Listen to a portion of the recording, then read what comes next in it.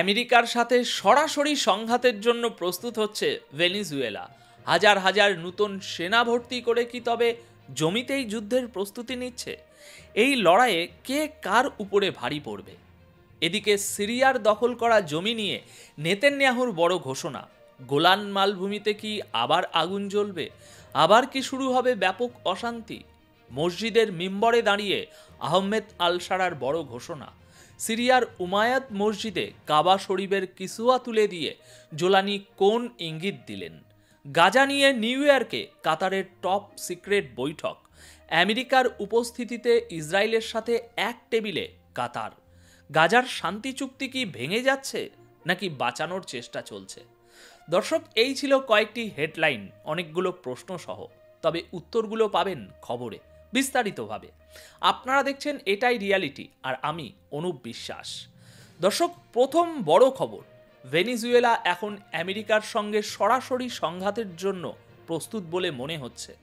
তারা একটি বড় পদক্ষেপ নিয়ে হাজার হাজার নতুন সেনা নিয়োগ করেছে। ক্যারিবিয়ান সাগরে আমেরিকার ক্রমবর্ধমান চাপ এবং তাদের সামরিক তৎপরতার মধ্যেই ভেনিজুয়েলার ন্যাশনাল বলিভারিয়ান আর্মড ফোর্সেস ৫,৬০০ জন নতুন সৈন্যকে শপথ বাক্য পাঠ করিয়ে সেনাবাহিনীতে অন্তর্ভুক্ত করেছে। ভেনিজুয়েলা সরকার এই পদক্ষেপকে ক্রমবর্ধমান সাম্রাজ্যবাদী হুমকির জবাব বলে অভিহিত করেছে। নূতন নিয়োগপ্রাপ্ত সেনারা প্রেসিডেন্ট নিকোলাস মাদুরোর সামনে দেশের প্রতি অনুগত থাকার শপথ নিয়েছেন। একটি সরকারি বিবৃতিতে বলা হয়েছে, সেনাবাহিনী হলো দেশের আমানত এবং ভবিষ্যতের মেরুদণ্ড। ভেনিজুয়েলার সেনাবাহিনী জানাচ্ছে যে আমেরিকার চাপ যত বাড়ছে, তরুণদের সেনাবাহিনীতে যোগদানের উৎসাহও তত দ্রুত বাড়ছে। সেনাবাহিনী বলেছে, সাম্রাজ্যবাদ আমাদের সীমান্তে ভয় দেখাতে এসেছে, আর আমাদের দেশের তরুণেরা হাজার হাজার সংখ্যায় সেনাবাহিনীতে যোগ দিতে এগিয়ে আসছে। এই মনোভাবই দেখিয়ে দিচ্ছে যে ভেনিজুয়েলার প্রত্যেক নাগরিক আমেরিকার মোকাবিলা করতে প্রস্তুত। সরকারি তথ্য অনুযায়ী এই মুহূর্তে ভেনিজুয়েলার কাছে 2 লক্ষ সেনা, 2 লক্ষ পুলিশ কর্মী এবং লক্ষ লক্ষ রিজার্ভ মিলিশিয়া রয়েছে। অন্যদিকে আমেরিকা সেপ্টেম্বর মাস থেকে এখনো পর্যন্ত ল্যাটিন আমেরিকায় 22টি সামরিক হামলা চালিয়েছে। এই ল্যাটিন আমেরিকার মধ্যেই ভেনিজুয়েলা দেশটি অবস্থিত। এই 22টি হামলায় মোট 87 জন মারা গেছে। এরই মধ্যে ডোনাল্ড ট্রাম্প হুঁশিয়ারি দিয়েছেন যে ভেনিজুয়েলার ড্রাগ নেটওয়ার্ককে এখন থেকে জমিনি হামলারও মোকাবিলা করতে হবে। অর্থাৎ আমেরিকার সেনারা এবার ভেনিজুয়েলার মাটিতে নামবে। এর মানে হলো আমেরিকা হামলার প্রস্তুতি নিচ্ছে, আর ভেনিজুয়েলা সেই হামলা মোকাবিলা করার জন্য হাজার হাজার সেনা ভর্তি করছে। অর্থাৎ এটা স্পষ্ট, যে কোনো মুহূর্তে যুদ্ধ শুরু হয়ে যেতে পারে। প্রশ্ন হলো, ভেনিজুয়েলায় আমেরিকাকে কি আফগানিস্তান বা ভিয়েতনামের মতো পরিণতির মুখোমুখি হতে হবে? কারণ আমেরিকা যতক্ষণ আকাশ থেকে হামলা চালায় ততক্ষণ তাদের দাপট বজায় থাকে, কিন্তু যখনই তারা মাটিতে পা রাখে তখনই বুঝতে পারে যে এই মাটি তাদের নয়। এখানকার ভৌগোলিক গঠন এবং কঠিন পরিস্থিতি সম্পর্কে তাদের শত্রুরা অনেক বেশি অবগত। এবারে দর্শক, সিরিয়া থেকে 2টি গুরুত্বপূর্ণ খবর। প্রথম খবরটি হলো, সিরিয়ায় ইসরায়েলি ডিফেন্স ফোর্স আইডিএফ তাদের ঘাঁটি গেড়ে থাকবে। লোভী ইসরায়েল দখল করা জমি ছাড়তে একদমই রাজি নয়। তাহলে সিরিয়ার সেই হুঁশিয়ারির কি হবে, যেখানে তারা বলেছিল যে ইসরায়েলকে এই মাটি ছাড়তেই হবে? মনে রাখবেন আমার কথাটা, মধ্যপ্রাচ্যে আরও একটি বড় সংঘাতের ভিত্তি স্থাপন করা হচ্ছে। নেতানিয়াহু স্পষ্টভাবে ঘোষণা করে দিয়েছেন যে ইসরায়েল সিরিয়ার সেই জমি ছাড়বে না যা তারা গত বছর থেকে দখল করে রেখেছে, বিশেষ করে জাবাল আল শাহেক এবং গোলান হাইটসের কাছের বাফার জোনের গুরুত্বপূর্ণ জমি। নেতানিয়াহু এই বয়ানটি ইসরায়েলি রাষ্ট্রদূত এবং বিদেশ মন্ত্রকের কর্মকর্তাদের এক বৈঠকে দিয়েছেন। নেতানিয়াহু সরাসরি বলেছেন, আমরা এই সম্পদগুলো ছাড়তে যাচ্ছি না। অর্থাৎ 2024 সালের 8ই ডিসেম্বর বাশার আল আসাদের সরকারের পতনের পর ইসরায়েল সিরিয়ার যে জমি দখল করেছিল তা এখন এই ভূমি মাফিয়ার দখলেই থাকবে, এই ঘোষণা হয়ে গেছে। অন্যদিকে সিরিয়ার সরকারের অবস্থান সম্পূর্ণ বিপরীত। সিরিয়া স্পষ্ট জানিয়ে দিয়েছে যে যতক্ষণ না ইসরায়েল তাদের জমি ছেড়ে দিচ্ছে ততক্ষণ কোনো রকম চুক্তির কথাই হবে না। কিন্তু আহমেদ আল শারা, যিনি জোলানি নামেও পরিচিত, এটা পরিষ্কার করতে পারেনি যে তিনি ইসরায়েলের কাছ থেকে নিজেদের জমি মুক্ত করার সাহস আদৌ দেখাতে পারবেন কিনা। তিনি শুধু বলেছেন, আমরা তোমাদের সঙ্গে সম্পর্ক ভালো করব না। এর উত্তরে ইসরায়েল বলবে, করো না, আমরা তো জমি দখল করছি। এদিকে ইসরায়েল দেখাতে চাইছে যে তারা দক্ষিণ সিরিয়াকে অসামরিকরণ করার জন্য একটা চুক্তি করতে আগ্রহী। অর্থাৎ দক্ষিণ সিরিয়ার যে এলাকাগুলো ইসরায়েল অধিকৃত সীমান্তের সাথে লাগানো, সেখানে যেন কারো কাছে একটা বন্দুকও না থাকে। কিন্তু সিরিয়ার বক্তব্য, আগে জমি ছাড়ো, তারপর কোনো চুক্তির কথা হবে।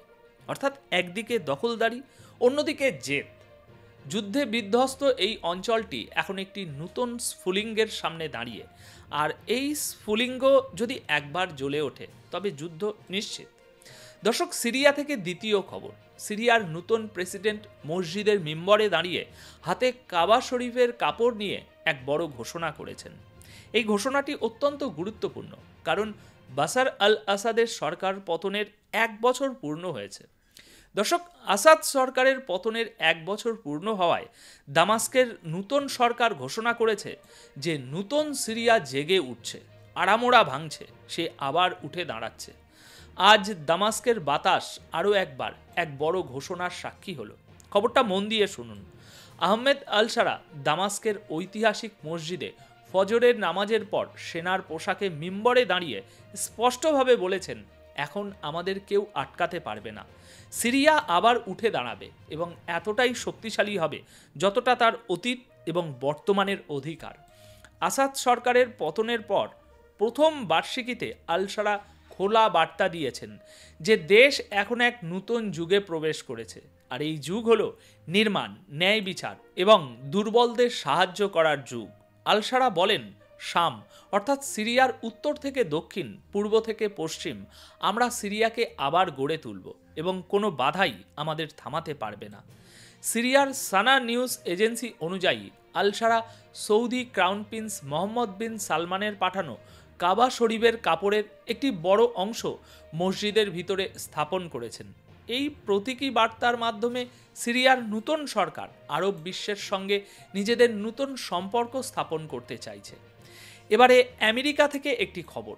দর্শক, নিউ ইয়র্কে 3টি দেশের মধ্যে এমন একটি বৈঠক হয়েছে যাকে টপ সিক্রেট বলা হচ্ছিল, কিন্তু পরের দিনই খবরটি সমস্ত বড় সংবাদপত্রে ফাঁস হয়ে যায়। তাহলে রহস্যটা কী ছিল এবং বৈঠকে কি হলো? আসুন জেনে নিই, কারণ যা সবার সামনে চলে এসেছে তার গোপন নেই, টপ সিক্রেট নেই। আমেরিকান চ্যানেল এক্সিওস অনুসারে আমেরিকা, ইসরায়েল এবং কাতারের মধ্যে এই ত্রিপাক্ষিক বৈঠকটি আসলে গাজার শান্তি চুক্তি বাস্তবায়নের উপরে ভিত্তি করে হয়েছিল। অর্থাৎ কাগজে কলমে যে চুক্তি হয়েছে তাকে বাস্তবে কিভাবে সম্পূর্ণটা প্রয়োগ করা হবে তা নিয়েই আলোচনা হয়েছে। বৈঠকে কারা কারা ছিলেন জেনে নিন। 7ই ডিসেম্বর অনুষ্ঠিত এই তথাকথিত গোপন বৈঠকের আয়োজক ছিলেন হোয়াইট হাউসের দূত স্টিভ বিগেন। এতে ইসরায়েলের পক্ষ থেকে এসেছিলেন মোসাদের প্রধান ডেভিড বার্নিয়া, যিনি 2 মাস আগে কাতারে যে হামলা হয়েছিল সেই হামলায় গোয়েন্দা তথ্য দিয়েছিলেন। কাতারের পক্ষ থেকে একজন সিনিয়র কিন্তু পরিচয় গোপন রাখা কর্মকর্তা উপস্থিত ছিলেন।